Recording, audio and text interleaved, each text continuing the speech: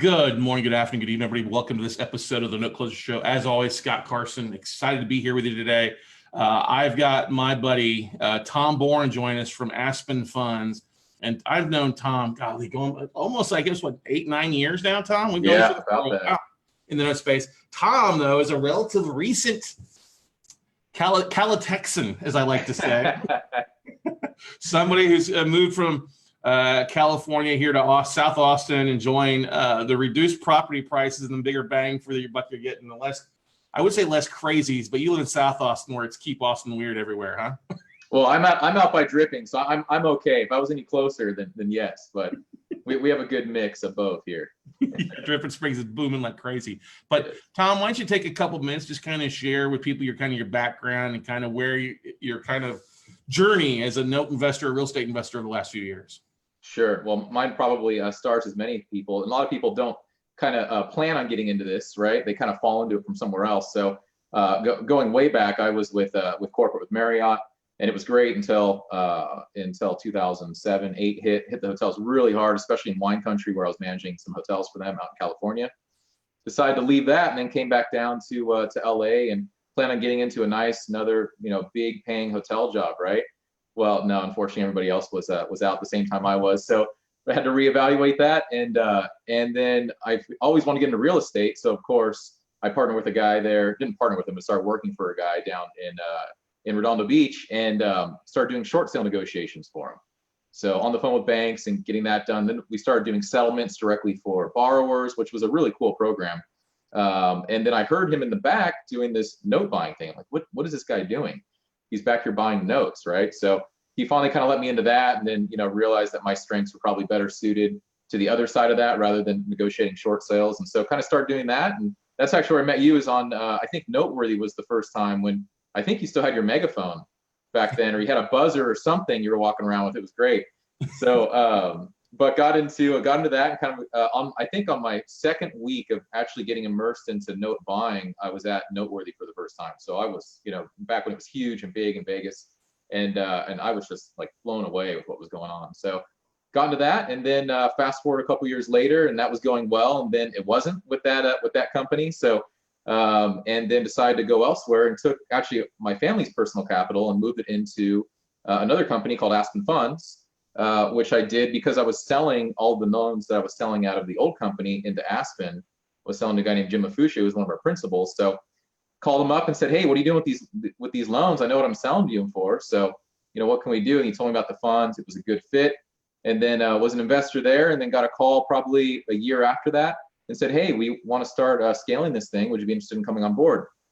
Did that, and actually came on first initially as just completing up some cleanup projects for them and doing that, and then it's moved into now that I handle basically the director of all the acquisitions and trade desk, and been doing that for about 3.5 years with these guys, and went from, I think I was employee number 4 or 5 maybe, and up to 20 now. So it's been a journey.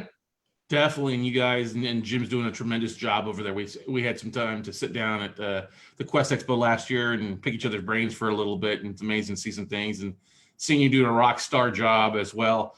Let's talk a little bit kind of about the junior lien, the second lien market. Where you kind of, I know you guys are buying stuff, but you guys are a little bit different type of buyer than your traditional, let's say, note investor out there who's kind of getting the game. And you've been on both sides of that aspect. We were talking a little about, where you thought, where the market's going for where you guys are seeing, but also maybe some of the hurdles that second lien investors are seeing out there right now. Sure. There's a few things, it's one, the market has definitely shifted. There's a lot more people out there. I think the internet and has really expanded this along with some of the conferences. So it's brought some new buyers on, which is great because it's always good to see new people in there. But it's also created a little bit of a challenge with pricing. We've had a shorter supply over these last couple of years up until quarters 1 and 2, which I'm sure we'll talk about later, but of this year. But last year was a pretty difficult year for us second lien buyers. We closed a couple decent trades, but nothing, really substantial that allow us to grow. So when you have a bunch of new people coming in at the same time as that, it really affects pricing. So we had that issue. Plus some of the stuff was getting older too. So we were seeing a lot of statute of limitations issues, collateral issues always run rampant, of course, in the space. So just kind of some of those things coming to a head was made a little bit difficult towards the end of last year. So with the statute of limitations, what do you guys see, and what kind of difficulties do second lien investors have with statute of limitations that you're seeing out there that you're struggling with or dealing with?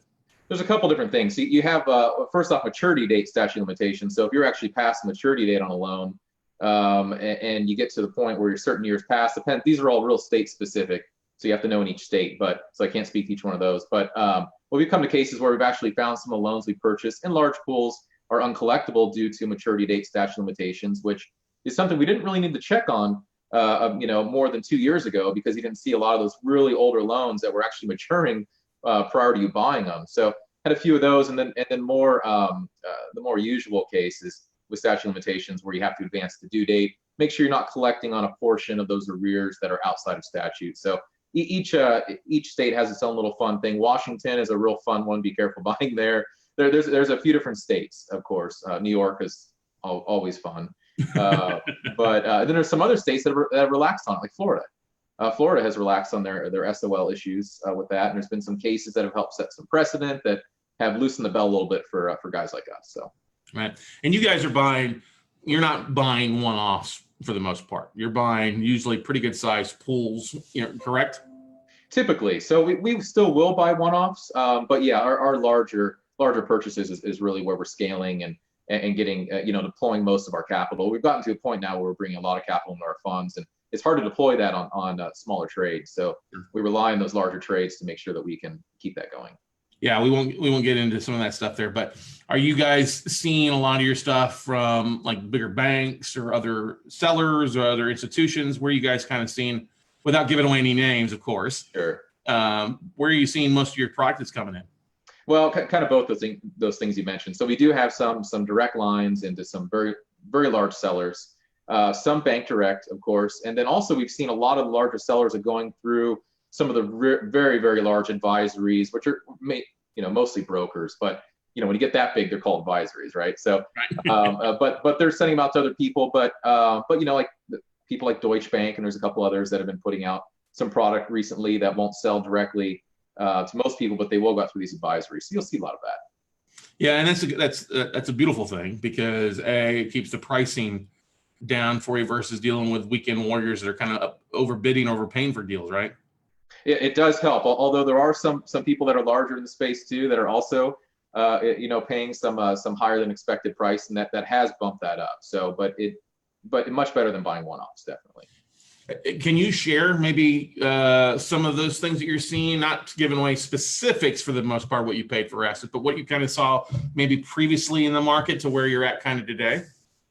Sure, I can kind of speak in general terms. So of course, when you're buying larger pools, you're paying across the spectrum, but there are some asset classes that have increased tremendously. So for example, a California high equity seconds, right? So you have two issues there. One is just general pricing, just because of supply and demand and people's thought of buying those coastal states. But the other thing too is that, someone like us, we're in the business to do workouts, modifications, and help keep the borrower in the property. So sometimes it's hard for us to compete price-wise against somebody that's looking to actually take the property through maybe a foreclosure action, if they have large arrears on the back end of the loan that they can collect. So that creates some issues there, and that's created some pricing. But I've seen pricing anywhere between 60 up to upwards of 80% of UPB for non-performing seconds on some of those. Behind performing first? Correct. Yeah, performing first, extreme equity. 300-400% coverage. I've wow. seen that, so. Yeah, it makes it difficult if you're trying to get the borrower to reinstate, which your guys' primary goal is to try to keep them in the house and reinstate them, correct? Yes, modifications mostly. Yeah, it'd be great if they reinstate them, but it's typically modifications. But we prefer not to foreclose. We've actually foreclosed on less. So we worked about 1,600 loans, I believe. We've taken back less than 20 properties. Wow, phenomenal! Where's my cash button for that thing? But let's talk about that, because that's a phenomenal. I mean, what is that? Less than 1/10 of 1% roughly. Yeah. Out there. Is that because you're doing a variety of things of either cash for keys or just really trying to come to a true number that makes sense to modify that loan, Tom? Yeah, all of that. So anything that we can do as a foreclosure prevention and alternative, we'll do our best. Now, some people simply really should not be in the property, and then that's what we'll bring up, deed in lieu or things like that. or if it's a loan we're not comfortable with foreclosing on, then we will sell it to somebody else that maybe that wants to do that. But so it's not that we wouldn't have to foreclose on more than 20 of them, but we just choose not to take that path. Well, but that's a good thing because it allows for your capital to be moving. You get your out of something that may drag on longer, especially in states that have that longer foreclosure time frame, like a homestead in California is a judicial foreclosure for the most part these days. Yeah. You know, and all the tricky stuff that goes along with that. So that's good. That's awesome. So you guys are also buying first liens too. You want to talk a little about kind of what your focus is on the first lien side? We are. So right now we're only buying first that are either performing or reperforming.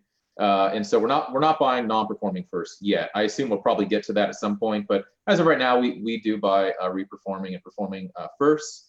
And you know, we buy based on yield, of course, when you're buying performing loans. And so we've been able to get, you know, our cost of capital has been brought down enough with some institutional capital we brought on as well that has allowed us to get competitive in that space. So we have been buying these first liens. Some of them, we bought a really interesting purchase recently, two of them really, but one was these borrowers and lease options for 3 years, had great payment history through that. And then the seller realized that it's not real valuable to sell that, to recapitalize on that. So they converted them to notes and then brought them to us. And then we were able to buy that, even though they only had 2 or 3 months of seasoning on the note. The note terms are better for the borrower than they were when they were in the lease. And they have 3 solid years of payment history. So will we look at that? Absolutely. You know, so that's the type of stuff that we've been moving into with firsts. And we can only buy so many firsts compared to seconds because we do have to hit our hurdle rate for our funds. But at the lower yield, you know, you just have to be careful. Yeah, that makes sense. Are you buying specifically in Texas or buying in a variety of different states when it comes to the first side? It's really nationwide, but we're seeing a lot in Texas. We love Texas for a number of reasons. But yes, yep. So no, we do buy. We're careful, of course, in states like New York and New Jersey and, you know, other ones. But well, that's good. I mean, that's the thing is you've got you're blending your stuff, you're blending results, you're taking advantage of, like you said, performing, performing or reperforming. How many months of season are you guys looking for on the reperforming side of the business? It really depends. I've actually bought some first payment reperformers, which we'll do based on good faith or good faith payments or down payments there, and just borrower history. We really look at each one as an individual file. So I don't have a seasoning requirement for loans we purchase. But it's got to make sense. It can't be somebody 0% down, low interest rate, no payments. Yeah, it's got to be, as I would say, common sense underwriting, but not everybody has common sense. Yeah, that's right. That's exactly it. Now, you guys aren't buying CFDs. Let's make that a clear thing. But you would maybe look at somebody if they've got payment history and convert it to a note versus a CFD, correct? Absolutely. Yep.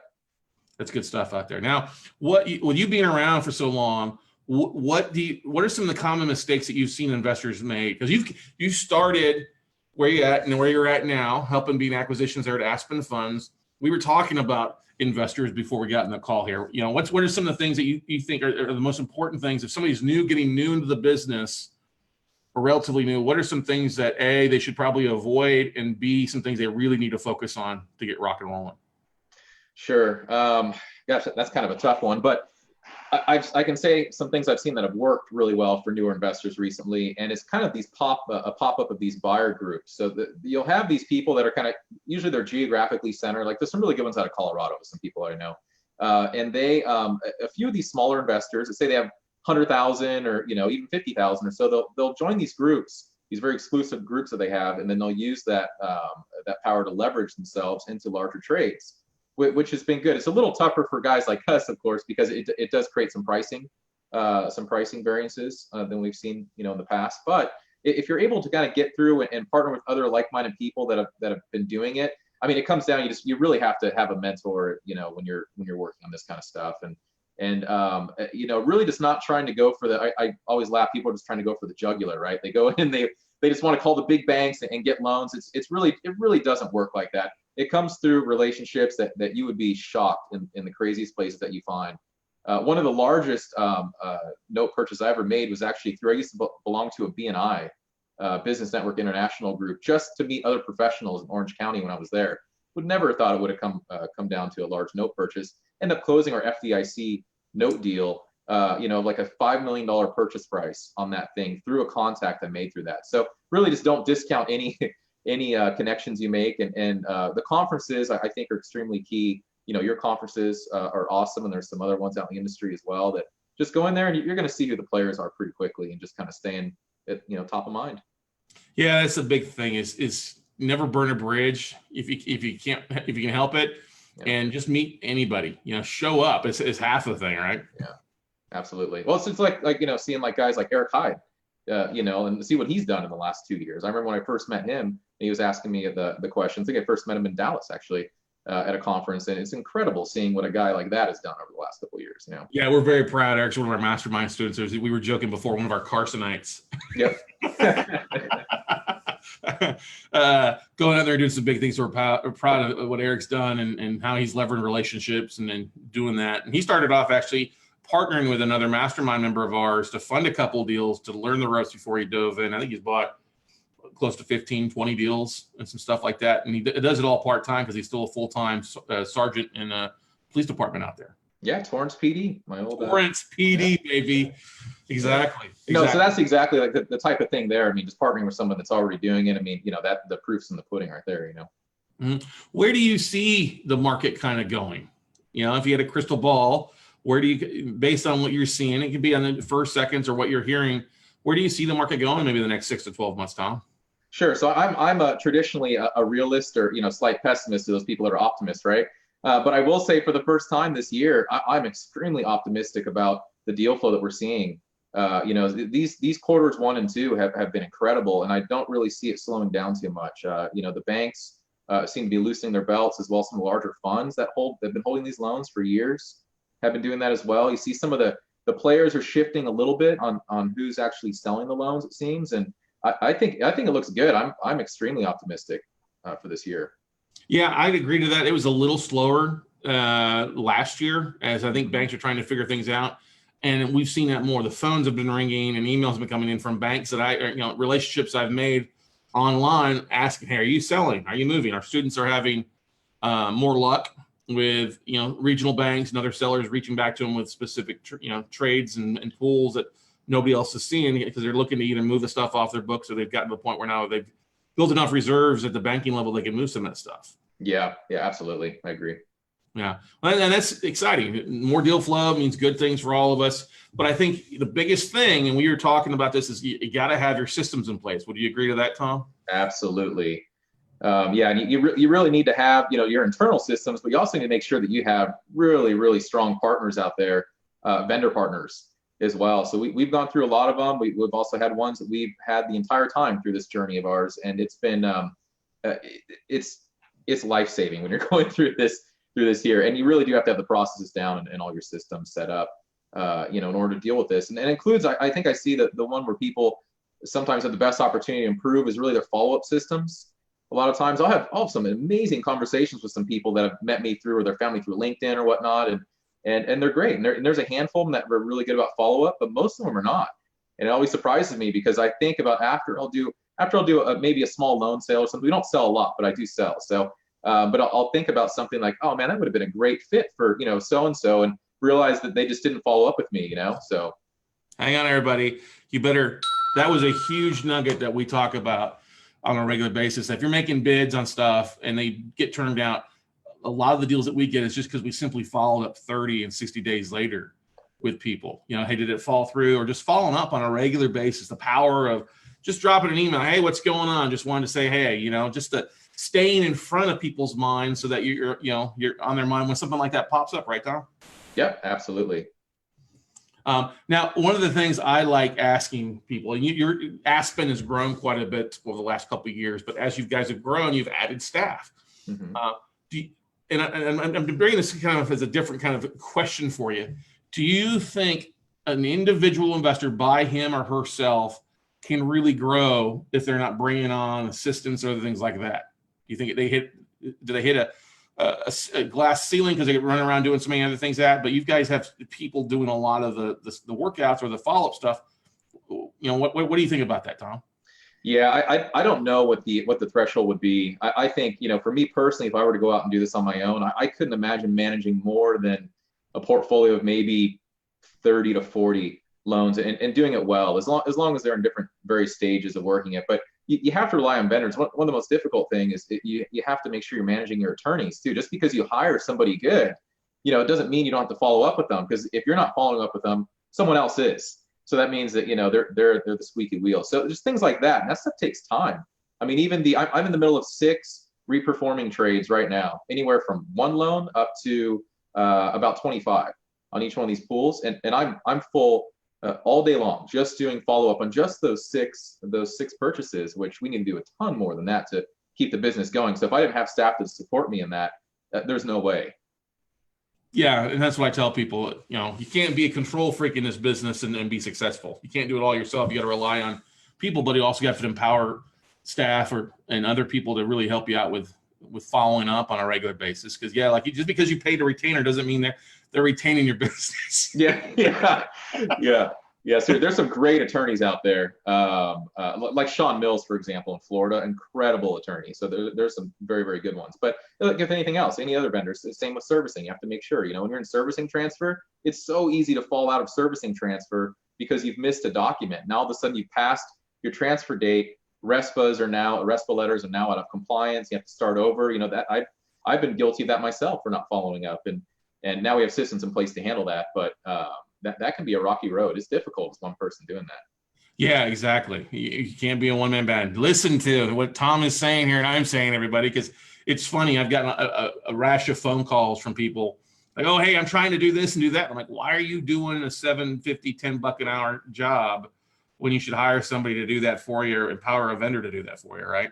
That's right. I even know someone that has a call center outside of the country that they use for contacting borrowers and then convert them over. Now, I think that's pretty advantageous, but it works for them. So you just find out what works for you, and try a couple different things. That's a pretty cool thing. Without giving away any names, you know more info about that, or we need to talk about that off probably offline on that one. I don't think I can. But that's off overseas, Philippines, good English, cheap hourly, and knocking some things out there. That's a great idea. Damn it all. And it's actually Mexico. Mm-hmm. Wow. That's even better. Yeah, it's very interesting. Now, one of the things too, you've got a young one too, right? That's right. Recent. How old? I have 2. So I have Landon, who just turned 4, and then Asher, who just turned 1 recently. So that was part of the reason for the move to Austin. I loved growing up in California. It was great. Loved it, but it's not a place I want to raise my kids. So it was time to get them out here before school really started. And it's great. Love my family. It's the reason I do what I do. Right. But you'll still be able to work remotely. The company's in Southern Cal. What part again? It's down in Anaheim, Irvine area? Is Aspen? No, they're actually out of Kansas City, Missouri. So our headquarters is out of KC, and then we have another brick and mortar in Edgewood, Maryland, where all of our workout staff. We have some workout staff in Kansas as well, but our main workout operation is out of Edgewood, run by a guy named Steve G. He's like an industry, servicing debt collection titan. We were very lucky to have him. He's been on with us for a long time, and then I work from Austin here, and then we have a principal that works out of Colorado, but everybody else is in brick and mortar between those 2. That's right there. So that's what I'm just trying to have everybody out there talking. You have people across the country communicating, working together. You're in the acquisition side and also trading side of things like that. How have you seen that change over the last couple of years as far as trading assets, selling assets? What's some of the biggest changes you've seen over especially the last 4 or 5 years as you guys have grown? Yeah. There's a lot that's happened. So there's been some positive and negative things. Starting with the positive, I think that people have gotten used to trading in a certain manner now that it's kind of gotten rid of some of the BS issues you had to deal with before, some of the collateral type issues, expectations of what people are going to have to accept. Things like that. So I've seen a lot of that go out of the space the last couple of years, but on the other side, you're also paying for higher quality transaction and higher quality loans as well. So the pricing's also gone up as well. So,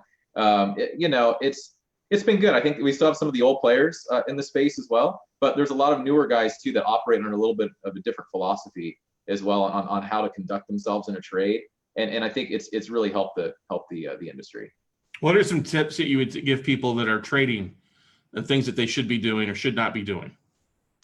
One, always, of course, do what you say you're going to do. I mean, that's kind of a given, but make sure you don't burn, just like you said, any relationships. You just never know how you're going to cross paths again, in the future. So There's also just some things you need to check. Make sure you have collateral cleaned up. I think collateral now. A lot of people try to push some kind of real dirty collateral, but at the end of the day, it's not the norm. I wouldn't say anymore. Even in seconds, not performing. The large banks even understand that certain things need to be done. So just make sure that you take a firm stance on collateral, because it's not just helping your trade, it's helping everybody else in our space. Just set that bar higher, for all of us on this collateral. And I've seen that happen in the last couple of years. So, I'd say do that, and then just make sure that you're always prospecting for new deals. You just be shocked on where they come from.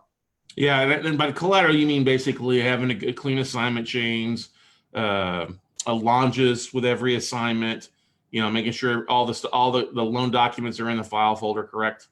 Yeah, correct. And so, there's certain states that are worse than others. Like New York, for example. You have to, if you're going to foreclose in New York, you need to have parallel chains.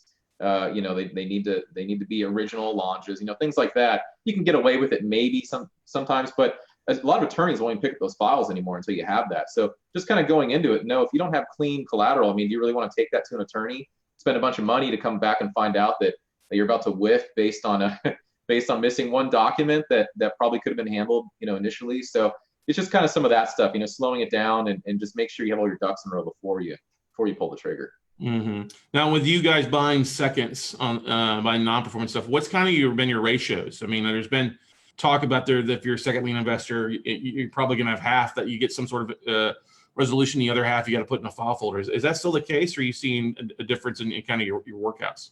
No, I'd say that's pretty accurate. You have things. What we are seeing right now, which is great, is that because of the economy doing so well, people are refining. And we've been getting a lot of payoffs recently on notes that I probably should have sold before, but we didn't, and we've held on to them and put them on the shelf. And some of those guys are refining now. So we're seeing some of that. So those are going up a little more. I'd say foreclosures in general are down, and then deed in lieu, things like that are mostly down. Anything where the borrower is going to lose their property, I'd say is on a downward trend, at least through our funnel at the moment. Yeah, we've seen an increase in stuff that we started foreclosing on, started eviction stuff on people coming to the table, whether they're getting their tax returns or actually getting back to the job market, or freeing up some cash flow to get. We had 3 or 4 get modified in the last couple of days. Yeah, that worked out really well. And a couple of cash, deed and liens, keys picked up by realtors, and we're listing the property in the market after we clean up some stuff. So it's an interesting time. It'll be interesting to see what happens here in the next year with the election and some other things going on too, I think, right? Yeah, absolutely. I think too with that, you just have to keep the velocity up. If you buy 100 loans, 25% of those are going to be really difficult. It doesn't mean that you're not going to make money on them, but instead of working through the whole bucket, try to turn some of that money quickly so you can bring in another pool of loans, or even if it's 4 or 5, it doesn't matter what the number is, you just scale it accordingly. Just bring in new loans so you can always be working some fresh product and getting the low-hanging fruit, because you're always going to have ones that are going to back up the system. So don't focus on some of that stuff. Even shelve it if you're having issues with it. Move on to something that you can actually work on. That's good advice there, because I think a lot of people get so bogged down into, I got to have an extra, I got to go this one route with this loan. Yeah, and it's not always the case. You mentioned before, hey, sometimes you're got some stuff in. If there's going to be a troubled borrower, it's going to go the longer foreclosure route. Sell the loan, make a quick 5 or 10%, and go that route, and get the velocity of your capital moving quite a bit, huh? Yeah, absolutely. Now, I don't want to forget, if you can't answer the question, you can answer the question. I know that we talked, I was talking with Jim, we were talking about some of the different ways it raises capital and things out there. Do you have any advice you want to give people when it comes to raising capital, and not just for a fund, but for their own individual deals out there, Tom, with your experience? I think transparency and just making sure, if you're starting out, we've gone through the motions of starting out with one fund and then moving to several. So it's changed our game a little bit. But if you're starting out new, just making sure you better make darn sure that you do really, really well on that first time, with that investor capital. But I think there's a lot of people out there that are willing to partner, as long as they can tell that you're going back to those processes and systems you were talking about. Make sure you have some of that stuff in place. I don't see an issue with people raising capital at the moment. Now, there's definitely, it's harder when you're new, but when you get to a certain tipping point, the problem is going to be finding the product, not the capital. So I think if you speak to anybody that's a little bit larger, they always have more capital than they have product to deal with. Yeah, that's the thing is Network, I think, is one of the big things to help out and follow. You don't have to put a fund together, but build a little bit of experience to get rock and roll. It's always easier when you have that experience and roll in your favor to take big things to a bigger level, right? Yeah, absolutely. I mean, just to, for ours, Jim actually started an initial fund. It was a friends and family fund, and it was just him and our other principal, Bob Frazier, who's with us. They're a great team, but he was an original investor with Jim, and that's how he wanted to proof up this concept, to see it work. So that now started a company later that turned into Aspen and allowed them to partner together, and then they could go out and raise from their spheres, independently, and then bring the money together. And then, you just get to a point where it's just kind of kicking a snowball down the hill. You just got to make sure you take care of everybody on the way down, and just be super transparent with everything you can. And it's okay to give a little more when you're starting out, to some of your investors, because they're taking a risk, but you can dial that back. You don't always have to do that. So just make sure it's fair. That's the biggest thing too. And I think we've seen a lot of money hitting the market here in the last couple of years too, people looking for return. So it's kind of, it helps reduce money costs because it is flooded with a lot of capital out there looking for deals, right? Yeah. So what's one thing you've done in Austin that you feel has made you a Texan here in the time that you've been here? What's one Texan? Now in all truth, your brother was living here beforehand, so it's not that you were brand new to Austin in this area for the most part. But there's been a thing that's kind of like, I feel that's, maybe it's drinking Lone Star beer. Have you bought you a pair of boots? Those kind of, anything that's kind of stuck out for you? Oh man, there's been so many things. I definitely have the boots. I'm not going to pull the boots out, but I definitely have the boots. I haven't started saying y'all yet, so I'm still saying you guys, which I know is a terrible grammar in English. But you guys, yeah, you guys, I know, right? So I need to move to y'all soon. But just getting outdoors, honestly, the secret to Texas and living a happy life with a family out here is, and I swear, coming from California, the restaurants here have playgrounds for the kids. Good restaurants, like actual legitimate restaurants, not McDonald's, not fast food. I'm like, why does nobody do this in California? What is wrong with them? Well, of course, because of all the lawsuits and the actual cost of the property and the land, But in all seriousness, though, everything about Texas, it's part of our family, and it's just who we are. My dad actually just put down a deposit to move into our neighborhood. So my brother lives a half a mile away, and then my dad's gonna be 3/4 of a mile away in the same development here.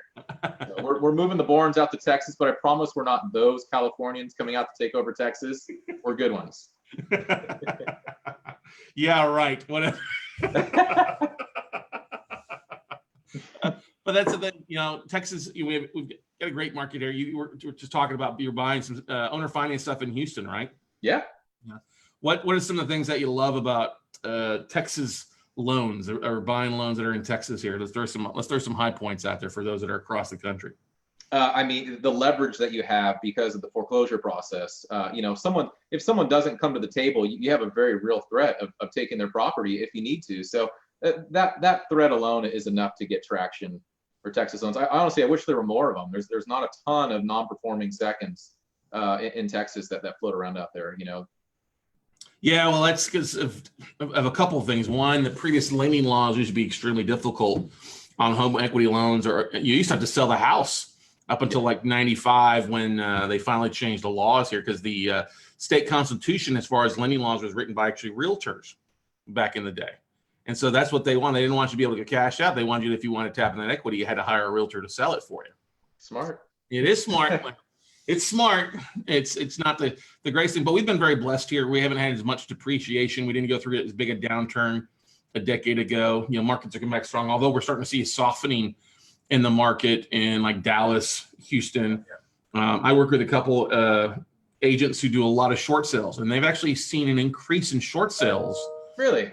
In the Dallas, Houston markets. Now it's on the higher. We're not talking like intro housing, like we're talking the greater than 350, 400.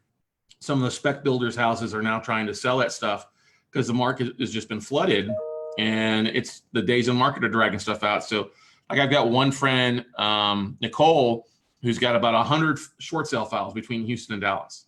Wow. And so that's, I'm like, oh, wait a second. Is that a foreshadowing of what we're going to see? Maybe it's the first sign of things to come. I don't know, Yeah, I hate to say it, but a little correction in the housing market wouldn't be a terrible thing for us. So you know. Exactly. Yeah, because it's going to, and I think the market's overpriced right now. I think we've seen a comeback. People that are buying it at retail, I think, are the ones that are going to be hurt the most because, if you see a 5 or 10% correction, that can be, going from in the black to in the red relatively quickly for a lot of people, Yeah, that's what we're really careful about buying. We will buy California and part of a pool, but we don't go out seeking California like people do, or any of the coastal states really. So we've been buying a ton of stuff right in the middle of the U.S. because we already have a ton of coastal states. So, if and when that time does come, it's going to soften that blow. So that makes me, so is that where you're seeing the footprint of a lot of the pools you're buying is in that Midwest, middle part of the country area? Yes, a lot there in Northeast, unfortunately, but still, yeah, a lot in the Midwest. Northeast, that are you talking like New England area, New York, other areas within the Northeast area? Yep. Wow. Yeah, a lot of Pennsylvania, ton of Pennsylvania recently, but part of that is because of some PNC trades. Of course, they have a lot there as well. But New Jersey, New York, ton of New York. But people are always trying to shed their New York, so it just moves from. I always laugh. New York attorneys, they probably just sit there and watch and just have a running list of all the people that have all their clients that have been on the same file. They'll have a file for 2 years, restart the clock. And it's and it's time for a new buyer to come in. So that. We laugh about it, but it's honestly 95% of what we're saying is true, though. Yeah. It makes for a tough time out there, definitely. Yeah. What's you talked about kind of people coming together and working together as a not like a buyer's club, but kind of like that and leveraging. What's some other things that you would recommend to people out there, whether maybe they're starting part-time or looking to move full-time? It kind of depends what their strategy is. There's a lot of people that are buying the non-performers and working that on their own, but there's also how many people out there actually buy reperformers with good yields? That's another good place too to kind of start, because some of those are undoubtedly going to turn non-performing. So you're going to get your hard knocks through that. But just looking at those individual places, there's also some good things like PaperStack, for example. Brett and his team out there, they're starting to get some serious stuff loaded on their platform there. So I'd say check some of that stuff. There's guys, I know we're going to be putting some stuff on there, as well as I know some other, larger sellers are going to be putting some things through those types of platforms as well, where I think in the past, maybe some of those platforms kind of got a bad name just because a lot of people were sending out their trash, through that. That's really not the case anymore. There's a good mix. So I would certainly check those as well. You don't have to have a secret note seller to buy a good loan. There's tons of good loans out there being sold all the time. You just have to be ready to move and be ready to run run good due diligence. I buy loans all the time. Those emails you see go out that say 10% rate on this note in Texas, I'm a buyer on probably a quarter of those emails that you see, and they're one-off deals, and we love buying those. We don't need a secret seller, exclusive seller for that kind of stuff. Well, but it also helps. You've got some cheaper capitals, because you guys have marketed and raised capital, so you're able to have that cheaper capital is important versus just trying to get somebody to lend you money at 12%. That's a harder thing to follow, especially on the performing side. And somebody the other day posted something, hey, I'm going to my meetup group saying, hey, get 12%. I'm like, well, first of all, take the 12% off your flyer. Yeah. Just talk with people, find out, have a conversation, as you mentioned, follow up with them. Hey, what's your money performing? If it's in depending on where that money's coming from, if it's IRAs making nothing, or CDs that are certificate of disappointments, or it's a old 401k that's now a 101k. Yeah. What kind of yield those persons are getting, and if it's 3 or 4, hey, hey, if I doubled that 6 to 8%, would you be happy? You just saved yourself a third of money cost there, right? Yep, absolutely. Yeah. What do you have any horror stories? Everybody always has stories about a deal that maybe, or a borrower that drug stuff out, and I see kind of smirking there as your head's thinking about something. Do you have a lender, or not a lender, but a borrower that was difficult, that kind of went the way of the dodo bird? Any stories you want to share, horror stories? Oh man, I don't work on that side of it, so the ones that I hear of are really bad if they make it to me. So we did have a borrower one time that we purchased one of our loans, and she happened to be with the UN, and we had started foreclosure on that. So she actually knew the deputy director of the FDIC and went through our file on their desk. And there was a knee-jerk reaction that happened from the FDIC with that, and it opened up a large audit that came to us and our main servicer. So fortunately, we partnered with a great servicer who was able to handle that, and we had all of our ducks in a row. We do everything. We're very conservative workout operations, so that's good. If we weren't, we'd be in trouble. But that borrower was really difficult, and it made us rethink a little bit. How do we actually go through and minimize an issue like that? But you just never know. Some of the borrowers are really difficult. You also get the statute of limitations issues too. All of a sudden you'll have someone come out and they're holding an acceleration letter, right?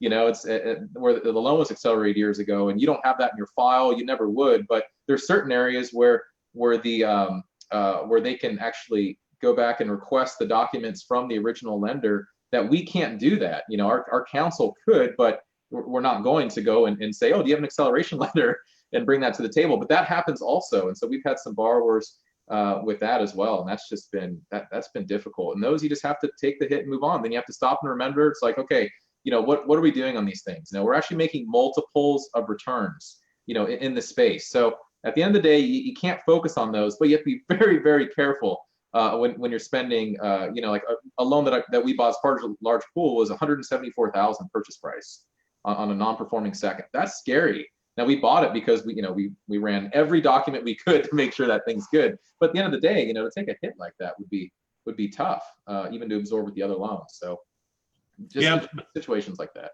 But the fact that you're buying in bulk, or you're buying is basically, hey, okay, risk is spread out across the whole portfolio a little bit more versus just one asset there. And we are all going to have those weird one-off.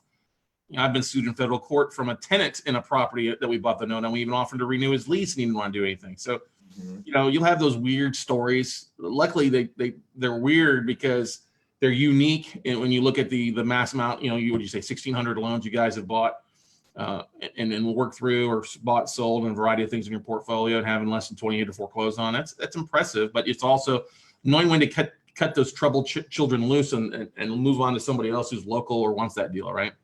Yeah, and then on the other side of that too, I can think of a good success story that was kind of crazy. So Jim Afuscio, he's super granular with his due diligence, and if there's and that's one of our principles. So if he sees something happens with a file, he'll question it and look at it and see if maybe there's some opportunity for him to work on it. Well, we had this one where we were stripped in BK, right? Done deal, everything dismissed, all done. And then Jim was looking at it. He said, well, wait a minute, this property value should never have been accepted on this. So long story short, he retained an attorney, which all the attorneys told him this would never happen. He found the right attorney to go back. He had the BK overturned, and then had our debt revalidated against that borrower and the property because of a fair market value that was fraudulently entered by the borrower through the BK, even though it was already dismissed. So I can't speak too well to the perfect details on that, but it's kind of a crazy thing. So that also means too, if you have something sitting on the shelf, make sure you explore all angles, because that was a big, that ended up being a huge profit on that thing. It was all said and done. Yeah, the power of brainstorming with other people, because sometimes we get so bogged down in our day in, day out stuff, we miss some things, and sometimes you just need a second set of eyes to look at some stuff and go from there, right? That's right. Yeah, that's good stuff, man. Where do you see the market going in the next 3 years? Every year I think that we're coming up to the end, at least in seconds, right? Because seconds and first are a little different. It's always gonna be first, but with seconds, I always think that we're running out of loans, or that we're kind of reached the track. And honestly, I don't think so. I think that we're just going to continue to grow. I think depending on, like you said, what happens with the election, I think that's going to make a difference. Hopefully everything remains the same, and it's going to keep growing. I think that we're going to have more and more of this product, come available on the marketplace, and there's more capital behind it, to go through and purchase it as well, which is going to allow them to loosen their belts to let it go. So I think we're going to see some loans from some different people and some different entities, that we haven't in the past. For instance, like a Blackstone type company that may have bought they bought massive portfolios, 5 to 7 years ago, with back then saying their intention was to hold those for 5 to 7 years and not do anything with them. So where are those loans? Are they coming out? And we're starting to see some indication that maybe some of those are. So we'll see. But I'm for the first time in the space, I think I'm cautiously optimistic for the future of this space as far as deal flow. Well, I can remember us when we first met, and a lot of us were like, "Oh, this is just a 3 to 5 year market. It's just a 3 to 5 year market." We said that for 10 years now, for the most part. The difference is it was a 3 to 5 year market at that pricing. That's the that's what it was. So, yeah, That's true. That is definitely true. Pricing has changed, but it's also pricing has changed as values have changed. You know, that's the thing to look at. If your values go up, then your pricing can go up versus when things are upside down. You know, you got to look at those things. And then when there's equity, obviously prices go up as well too on different markets change too. You know, Florida was a huge market for me. 4 or 5 years ago, I haven't bought much stuff in Florida the last couple of years because it's been overpriced for the most part, and moved more into the Midwest where I wouldn't buy anything. I mean, I've bought stuff in Michigan for years, but I stay away from Michigan now. I love it. It's the land of milk and honey for the most part, right? Yeah.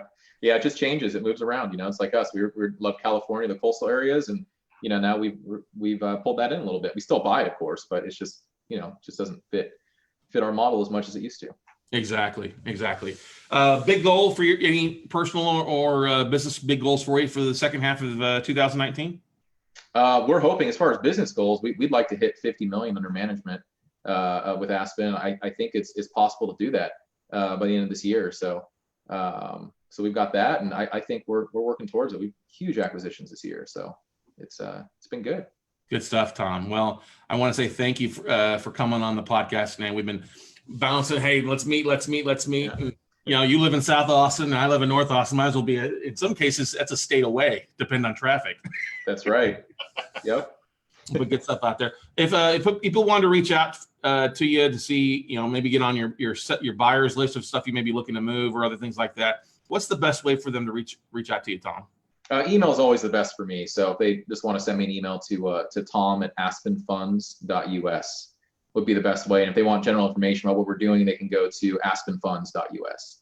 Awesome. Good stuff there. Well, Tom, I as a friend and known you for a while, I'm proud to see the growth that you've come. I mean, you've blossomed up and done like a lot of people wish they did. They got started in doing some things and really grown, and your career's grown and blossomed. So just kudos to you, brother. Glad to see good things. And hey, glad you're now a Cali-Texan versus just a California. That's right, man. Thanks, Scott. I love it. Well, hey, when you talk to Jim, tell him I said hello as well, and everybody else over there too. All right. Absolutely. Thanks for having me on. Thanks, bud. Appreciate it. All right, guys, that's going to wrap it up for this episode of the Note Closer Show. Like Tom said, a couple nuggets there. Follow up. Some of the greatest deals that he's closed on, I've closed on with people, is just come from the follow up of people. They may not have something now, but a no doesn't mean no forever. It means I just don't have something right now. So follow up, big key. Network like crazy. You never know where your leads are going to come from. And then also just be due diligence. Put your systems in place. Put your vendors, empower your vendors to make decisions, and just manage your people, and you'll do well. So go out and make something happen, everybody. And we'll see you all at the top, everybody. Bye.